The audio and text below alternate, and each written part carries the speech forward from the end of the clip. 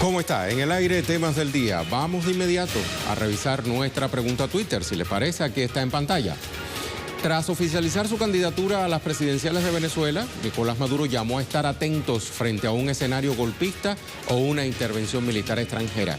Le preguntamos, ¿qué planean hacer sectores de oposición que han decidido no participar en los comicios?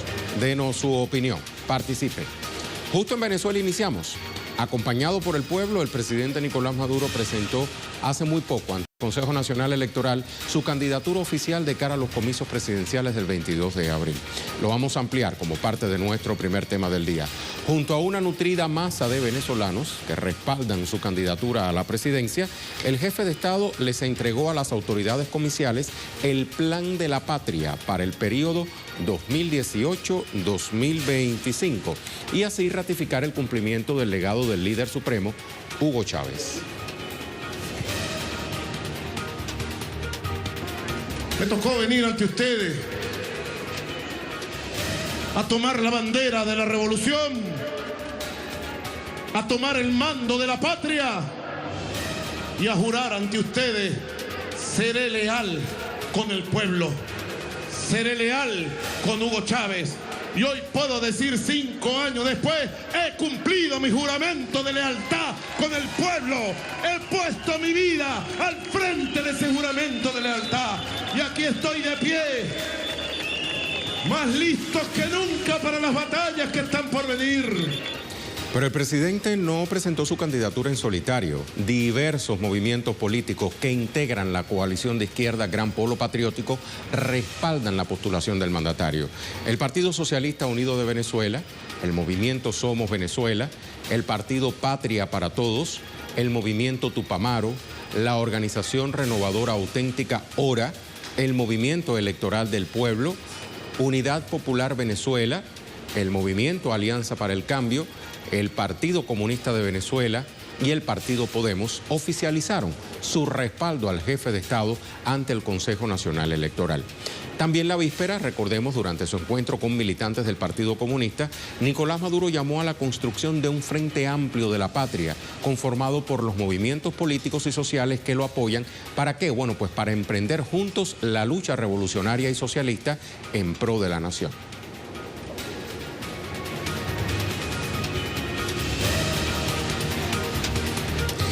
A Caracas nos vamos entonces con nuestra compañera Madeleine García. Te saludo, Madeleine. Estamos hablando de una fecha histórica por partida doble. La primera, bueno, pues el presidente acaba de oficializar su candidatura ante el Consejo Nacional Electoral, donde te encuentras. Y en segundo lugar, por el 27 de febrero, justamente una fecha histórica para los caraqueños sobre todo. Amplíanos, por favor. Así es, Rey. Pues nos encontramos en la sede del Consejo Nacional Electoral.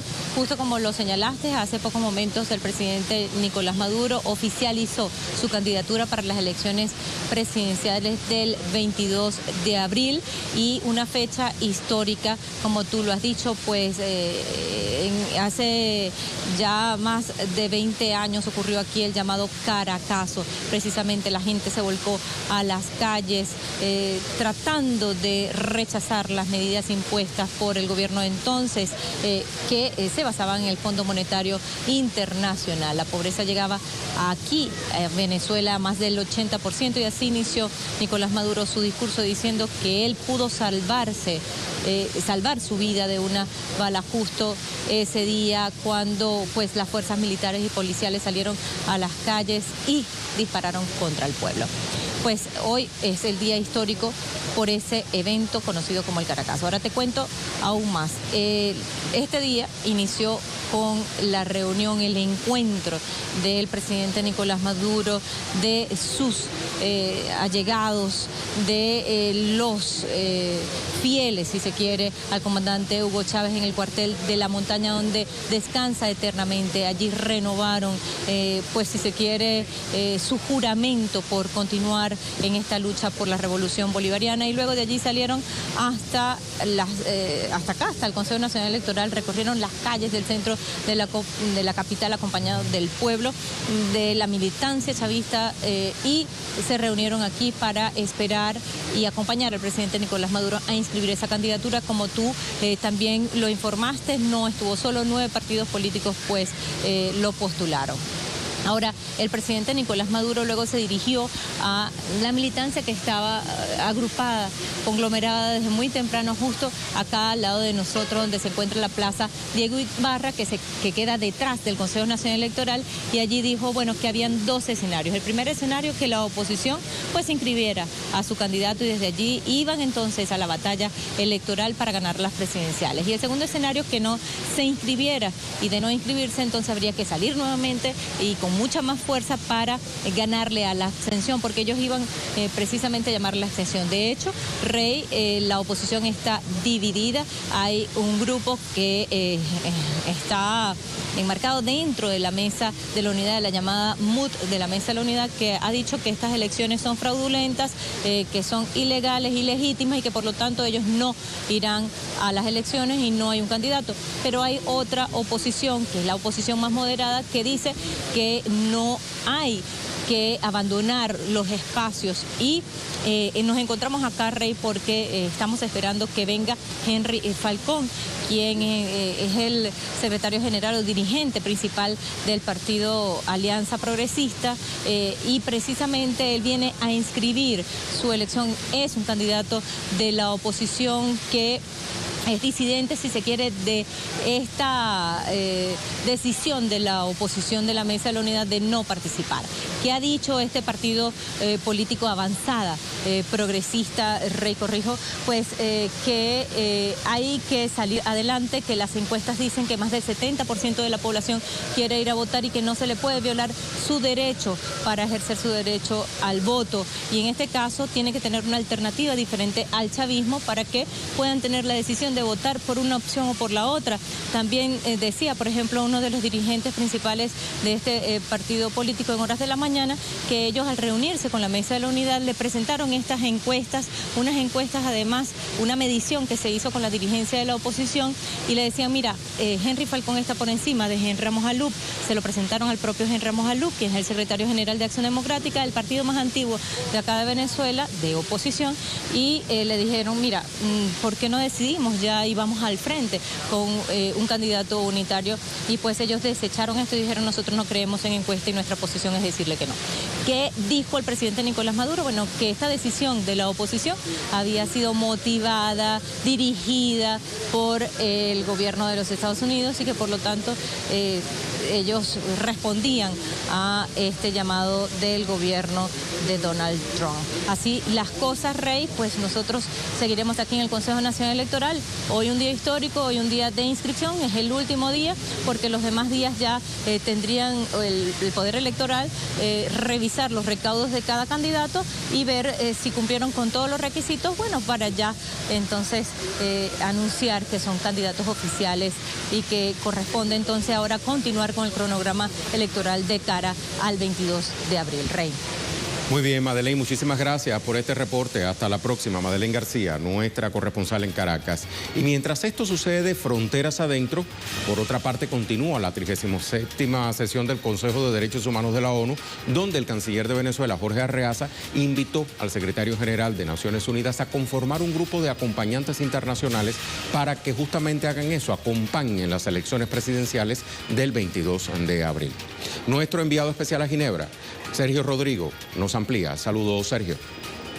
Muy buenas tardes. Bueno, aquí en Ginebra, en el marco del Consejo de Derechos Humanos, el canciller de Venezuela ha ofrecido una rueda de prensa internacional en la que ha invitado y confirmado que el secretario general de Naciones Unidas, con el que tuvo ayer una reunión bilateral aquí en Ginebra, ha sido ya comunicado, invitado formalmente a conformar un grupo de observadores por parte de Naciones Unidas, liderado por el propio secretario general Antonio Guterres, para las elecciones presidenciales del próximo 22 de abril en Venezuela. Así lo ha confirmado el propio Arreaza, que insiste en que esta invitación va en el marco de los acuerdos de República Dominicana, en la que han invitado también a que se participen otras delegaciones internacionales para supervisar este proceso electoral. Han invitado, por ejemplo, a la Unión Africana, así lo ha confirmado en esta rueda de prensa en el marco de la participación de Venezuela en el Consejo de Derechos Humanos, donde se está denunciando por parte de esta nación latinoamericana las injerencias por parte de Estados Unidos y sobre todo las amenazas bélicas de Estados Unidos contra la población de Venezuela.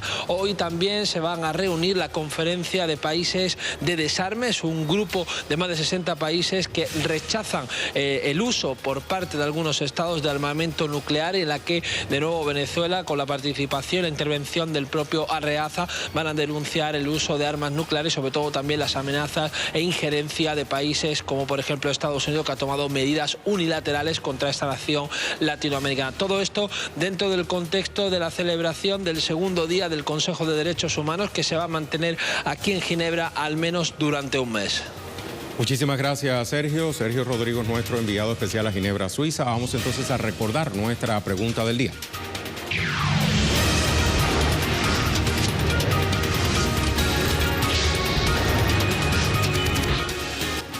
Ahí la tenemos en pantalla. Tras oficializar su candidatura a las presidenciales de Venezuela, Nicolás Maduro llamó a estar atento frente a un escenario golpista o una intervención militar extranjera.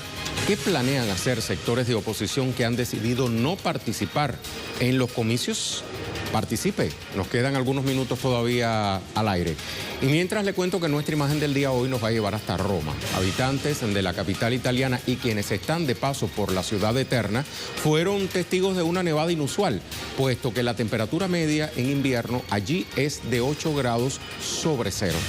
Medios de prensa del mundo destacaron la noticia y publicaron estas hermosas imágenes de sitios emblemáticos de la milenaria urbe. Uno de los aeropuertos locales suspendió los vuelos, mientras que el transporte y las actividades normales sufrieron perturbaciones. En varios sitios la nieve alcanzó los 5 centímetros.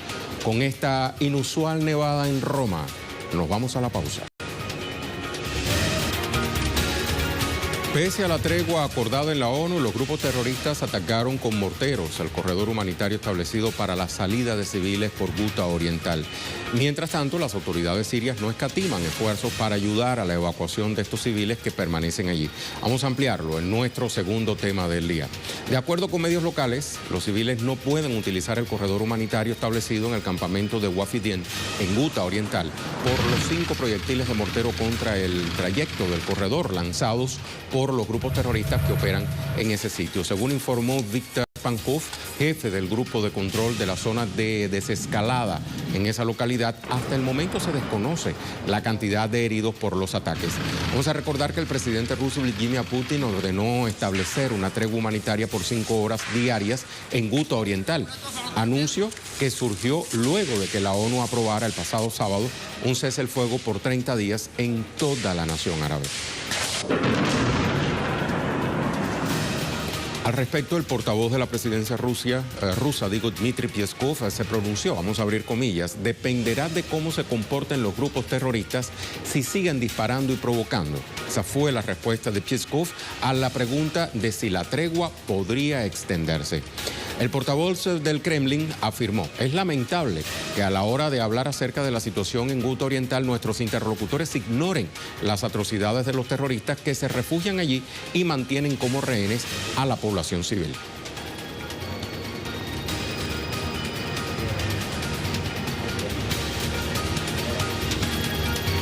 Pero vayamos a fondo, ¿qué pasa en Guta Oriental? Recientemente se ha centrado la atención mundial por la trágica situación humanitaria en la que se encuentran sus habitantes. Bueno, pues el suburbio ubicado al este de la capital siria es controlado por varios terroristas, entre ellos el Frente al-Nusra, Ahrar al-Sham y Failaq el-Rahman. La situación en Ghouta Oriental ha empeorado en los últimos 2 meses después de que los grupos terroristas lanzaran una ofensiva a gran escala contra una base militar estratégica del ejército árabe sirio en la localidad de Harasta. El Centro Ruso para la Reconciliación ha realizado varios llamados a los grupos terroristas para que pongan fin a su resistencia y entreguen las armas. Esto no ha dado resultado. De acuerdo con las denuncias de Damasco, los terroristas que allí operan, impiden la salida de los civiles y los utilizan como escudos humanos.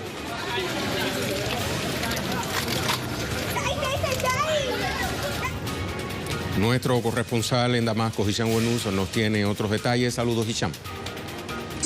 Un alto el fuego de 30 días en toda Siria. El Centro de Coordinación Ruso en Jmeimim, en coordinación con las autoridades sirias, estableció un corredor humanitario en la región de Ghouta Oriental para la evacuación de los civiles de las zonas bajo control de los grupos armados.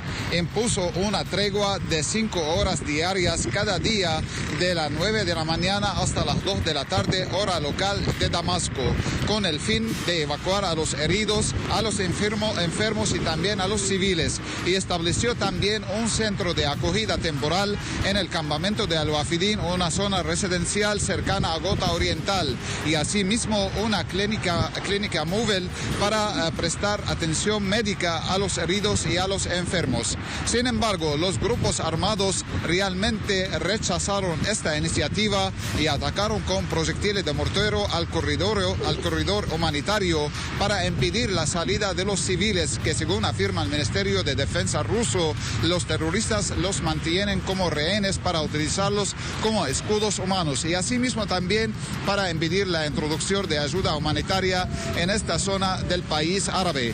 Hay que destacar que Naciones Unidas afirmó que hasta el momento no ha logrado introducir ningún convoy de ayuda humanitaria en Ghouta Oriental debido a la continuación de los enfrentamientos entre el ejército árabe sirio y los grupos armados en Ghouta Oriental, y aseguró que alrededor de 1000 personas heridas y enfermas necesitan una urgente evacuación para ser tratadas de inmediato, pero no ha logrado esta meta.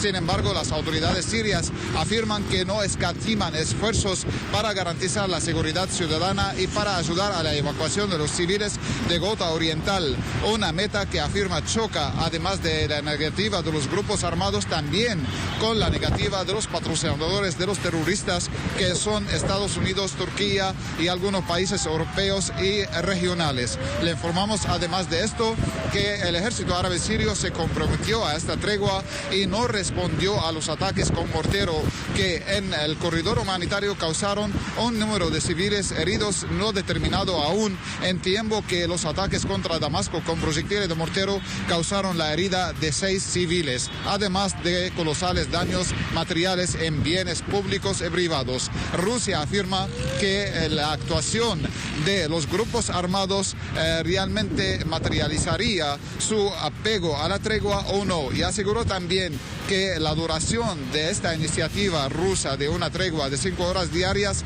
depende de la actitud de los grupos armados y su compromiso a cumplir la misma o no. Esta es toda la información que tenemos por ahora. Volveremos con más noticias. Muchísimas gracias a nuestro compañero Hisham Wenus, quien a través de Periscope nos enviaba este reporte. Le vamos a hablar ahora de otros temas que también son noticias durante esta jornada de martes. Revisamos las cuentas de nuestros corresponsales.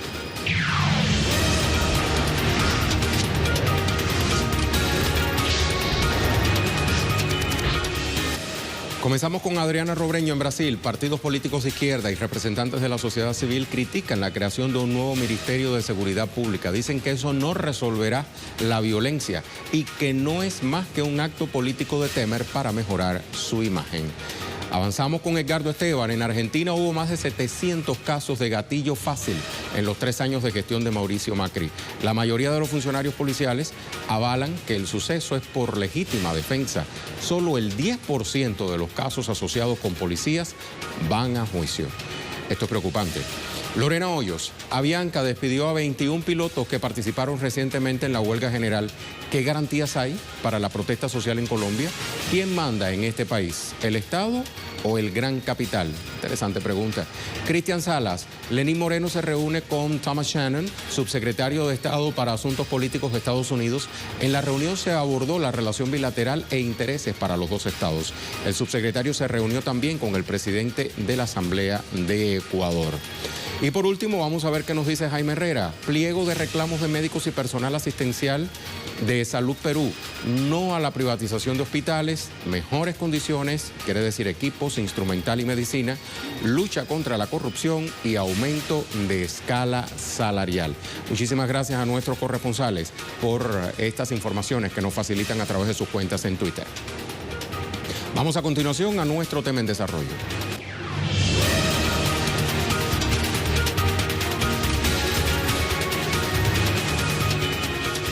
Los 15 miembros y estados asociados de la Comunidad del Caribe, o CARICOM, se reúnen en esta jornada de cierre en Haití. Van a continuar debatiendo sobre los proyectos de integración regional. Temas como, por ejemplo, el transporte, la libre circulación en el Caribe y estrategias de seguridad, bueno, pues forman parte de la agenda de esta comunidad regional. Nuestra corresponsal, Laura Prada, enviada especial a Puerto Príncipe, nos amplía. Saludos, Laura. Hola Rey, un gusto en saludarte. Efectivamente, continuamos aquí en Puerto Príncipe, donde se está desarrollando en estos momentos la 29 sesión de la Conferencia de Jefes de Estado y de Gobierno de la Comunidad de Estados del Caribe. Hasta hace unos minutos los jefes de delegaciones se encontraban reunidos a puertas cerradas y ahora salieron, pero regresarán para a las 5 de la tarde, en un rato más, presentar el comunicado final con los resultados de esta reunión. En esta mañana lo que ha tenido lugar han sido firmas de acuerdos de cooperación entre los países y las distintas organizaciones relacionadas con el CARICOM, con los países caribeños.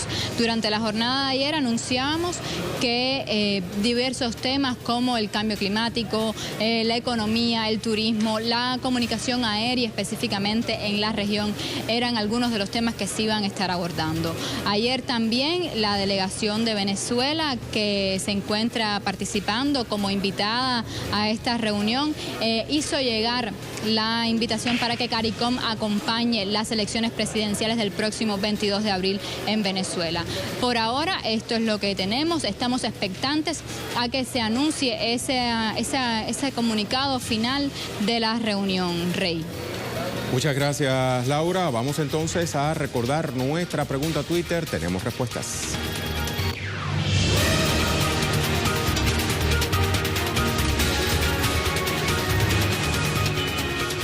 ¿Qué le preguntábamos al inicio del programa? Tras oficializar su candidatura a las presidenciales de Venezuela, Nicolás Maduro llamó a estar atento frente a un escenario golpista o a una intervención militar extranjera.